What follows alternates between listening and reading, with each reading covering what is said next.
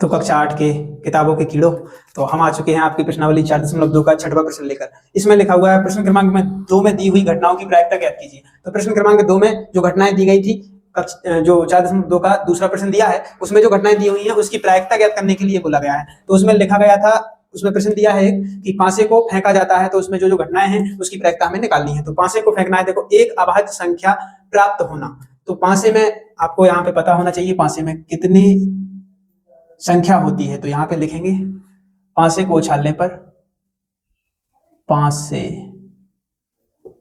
को उछालने, यहाँ पे लिखेंगे पासे को उछालने पर प्राप्त अंक। देखो पासे को जब उछालेंगे उस पे जो अंक लिखे होते हैं तो वो कौन कौन से होते हैं? 1, 2, 3, 4, 5 और 6 अंक हैं की संख्या 6 है। अंक की संख्या कितनी है? 6 है। यही संख्याएं लिखी हुई है पासे पर। यहाँ पे हम देखेंगे उन्होंने बोला है एक अभाज्य संख्या प्राप्त होना। देखो अभाज्य संख्या की प्रायिकता हमें निकालनी है, तो इसमें से देखेंगे अभाज्य संख्याएं कौन कौन सी हैं। अभाज्य संख्याएं आपको पता होनी चाहिए कौन सी होती है। एक के अतिरिक्त केवल अपने आप से भाग जाए जिनमें वो अभाज्य संख्याएं हैं। तो एक मतलब एक से भाग चला जाए तो 2 में चला जाएगा, 1 से 3 में चला जाएगा, 1 से 4 में चला जाएगा, 1 से 5 में चला जाएगा, 6 में, सभी में 1 से भाग चला जाएगा। लेकिन अपने आप से भी भाग जाना चाहिए, अपने आप से भाग जाए और किसी दूसरी संख्या से ना जाए। ठीक है, तो देखेंगे अच्छा 4 में 4 तो दूसरी से कट जाती है ना, 5 नहीं कटती, 1, 3, 5। देखो यहाँ पे देखेंगे 2 से कट जाएगी, 3 से कट जाएगी और 5 से कट जाएगी। लेकिन क्या 2 3 से कट जाएगी?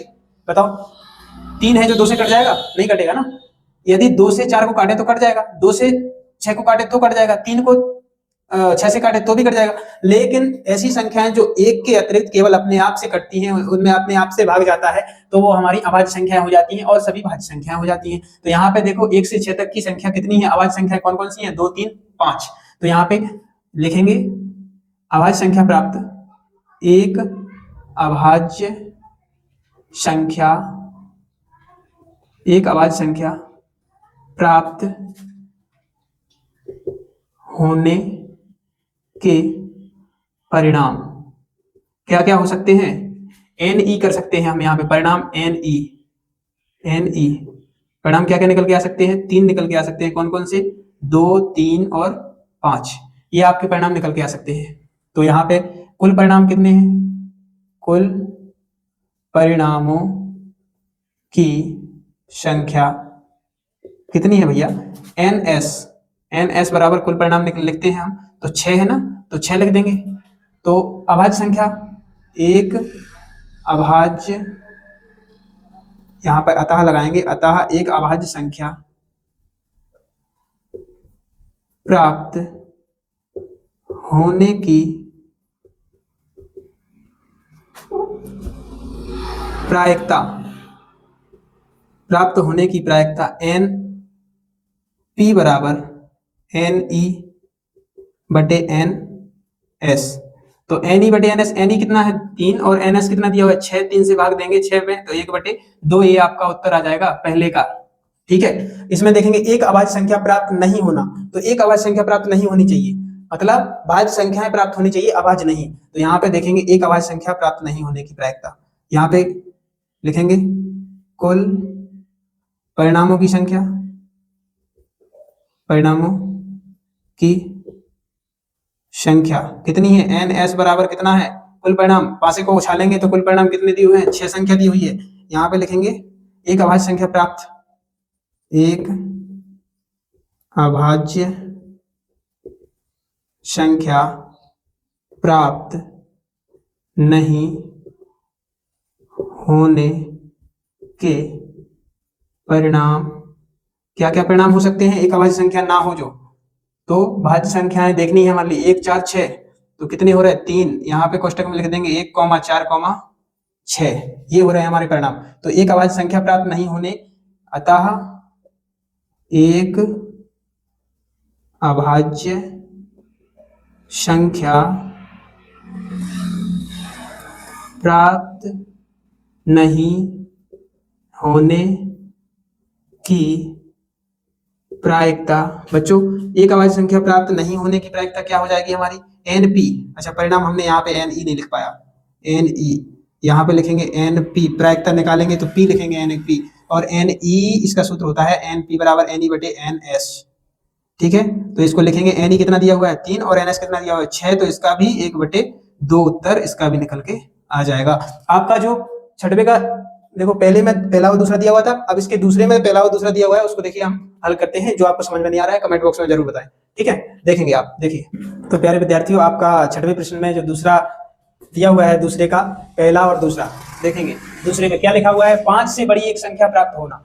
तो देखो उसमें लिखा हुआ था प्रश्न छठवें में कि दूसरे प्रश्न में जो दी गई घटनाएं हैं उसकी प्रायिकता निकालनी है। तो दूसरे प्रश्न में जो घटनाएं दी हुई थी 2, उनका हम प्रायिकता निकाल चुके हैं, और ये 2 रह गई हैं, इनकी प्रायिकता और निकालनी है हमारे लिए। तो यहाँ पे देखेंगे 5 से बड़ी एक संख्या प्राप्त होना, कहाँ पर 5 से बड़ी कर रहे हैं भैया, 5 को उसमें दिया हुआ है कि 5 को उछला गया है, तो 5 में यहाँ पे लिखेंगे हल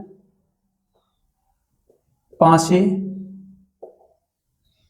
पर कुल संख्याएं, यहाँ पे 5 पे कुल संख्याएं कितनी है 1, 2, 3, 4, 5, 6 है। ठीक है, यहाँ पे लिखेंगे हम 5 से बड़ी एक संख्या प्राप्त होना, तो 5 से बड़ी एक संख्या के परिणाम क्या लिखेंगे एन ई बराबर 5 से बड़ी इसमें से कौन सी संख्या है 6 है, ओनली एक परिणाम है जो आपका 5 से बड़ा है। ठीक है, तो यहाँ पे लिखेंगे 1, और यहाँ पे उन्होंने बोला है 5 से बड़ी एक संख्या की प्रायिकता ज्ञात करनी है हमारे लिए। तो प्रायिकता ज्ञात करने के लिए हमें कुल परिणाम देखना पड़ेंगे। यहाँ पे लिखना पड़ेगा कुल परिणामों की संख्या, कुल परिणामों की संख्या एन एस बराबर कितने हैं 1, 2, 3, 4, 5, 6 परिणाम है। ठीक है, तो यहाँ पे हम लिखेंगे अतः 5 से बड़ी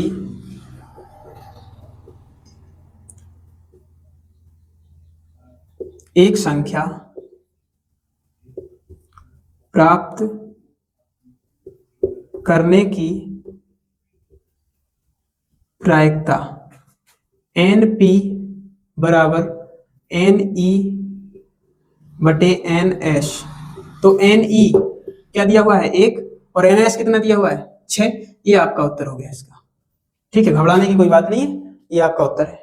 ठीक है, 5 से बड़ी एक संख्या प्राप्त नहीं होना मतलब 5 से बड़ी नहीं होनी चाहिए भैया, छोटी होनी चाहिए। तो 5 से छोटी संख्या कौन कौन सी है, यहाँ पे लिखेंगे सबसे पहले कुल परिणाम लिखेंगे, कुल परिणामों की संख्या कितनी है भैया एन एस बराबर कुल परिणामों की संख्या कितनी है 6।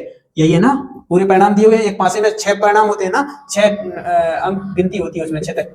यहाँ पे 6 पृष्ठ होते हैं एक पासे में, उसको फेंकते हैं जब यहाँ रखा भी हो तो भी 6 पृष्ठ होते हैं उसपे, तो 6 संख्या हो गई उनकी। यहाँ पे लिखेंगे कुल परिणामों की संख्या 6 एन एस बराबर, और यहाँ पे उन्होंने पूछा है 5 से बड़ी एक संख्या प्राप्त नहीं होनी चाहिए, तो 5 से बड़ी संख्या के ना होने के परिणाम, 5 से बड़ी संख्या के ना होने के परिणाम एन ई बराबर लिखेंगे भैया 5 से बड़ी नहीं होनी चाहिए, तो 5 से छोटी होनी चाहिए 1, 2, 3, 4, अब और आगे 5, 6, देखो 5 तो है ही और 6 ज्यादा बड़ी हो जाएगी, तो यहाँ पे लिखेंगे हम। अच्छा, तो बच्चों यहाँ पे हम 5 की जगह 5 और लिख सकते हैं ना, 5 से बड़ी नहीं होनी चाहिए, 5 तो होनी चाहिए ना, 6 बड़ी हो जाएगी। तो यहाँ पे कुल परिणाम कितने हो रहे हैं, यहाँ पे 5 हो रहे हैं, 5 तक हो रही ना, तो यहाँ पे लिखेंगे अतः 5 से बड़ी एक संख्या प्राप्त नहीं होने की प्रायिकता, प्राप्त नहीं होने की प्रायिकता एन पी बराबर एन ई बटे एन एस। एन ई कितना दिया हुआ है 5, एन एस कितना दिया हुआ है 6, तो 5/6 ये आपका उत्तर हो जाएगा। तो प्यारे विद्यार्थियों, आपको ये सारे सवाल आशा करते हैं समझ में आएंगे। जो सवाल समझ में नहीं आ रहा है कमेंट बॉक्स में जरूर बताएं कि ये यहाँ पे अगर कोई यहाँ पे वैसे तो कोई गलती हो नहीं रही है, अगर कोई गलती है तो आप उसमें कमेंट में बता सकते हैं, गलत नहीं हो सकता है। ठीक है, अगर हो जाता है कभी धोखे में तो बता सकते हैं आप। और जो सवाल समझ में नहीं आ रहा है जरूर बताएं, ठीक है। और इन सवालों को बड़े प्यार से आप देखेंगे लाइन से, तभी समझ में आएंगे। ऐसा नहीं है कि आप डायरेक्ट 5वें सवाल पे कूद के फिर देखें कि यार समझ में नहीं आ रहा है, तो पहले प्रश्नावली का पहला सवाल से जब आप देखेंगे तो सभी सवाल आपको समझ में आएंगे, ठीक है। आगे मिलते हैं, आशा करते हैं आपकी जो भी आपका 4 अध्याय था वो समाप्त हो चुका है। 5वां अध्याय हम जल्दी प्रारंभ करेंगे। तब तक के लिए बहुत बहुत धन्यवाद आपका। चैनल को लाइक शेयर सब्सक्राइब जो भी करना है करते रहें, ठीक है। धन्यवाद।